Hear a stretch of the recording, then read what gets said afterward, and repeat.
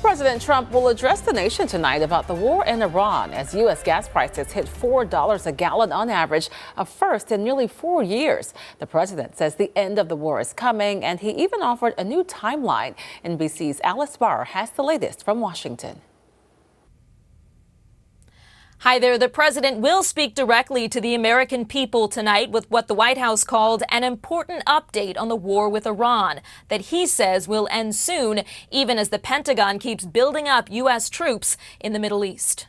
To have people pouring into President Trump preparing for a rare primetime address to the nation tonight as he signals the war with Iran may be nearing an end. I would say that within 2 weeks, maybe 3. We're hitting them very hard. The president now saying that while his administration is negotiating with new regime officials he considers more rational, Iran doesn't need to make a deal to end the fighting because of the destruction of its capabilities. Like this new video U.S. Central Command says shows American forces striking underground targets in Iran. If they come to the table, that'll be good. But it doesn't matter whether they come or not. We've set them back. It'll take 15 to 20 years for them to rebuild what we've done to them. The push toward the finish line comes as U.S. gas prices crossed $4 a gallon on average for the first time in nearly 4 years. Drivers feeling the pain from Chicago. This is the highest, that I've seen in a very, very long time, if not ever. To New York. Gas prices right now is insane. To Washington, D.C. Man, just start checking my pockets. Come up with that. Can't afford it.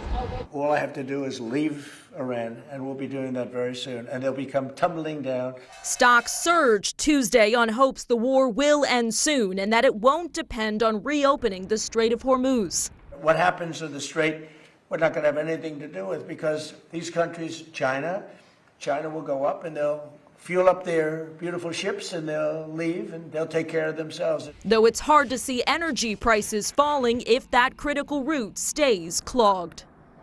In new developments, President Trump saying in an interview in The Telegraph he's strongly considering pulling the U.S. out of the NATO military alliance. He's grown increasingly frustrated with European allies' reluctance to get involved in the Iran war.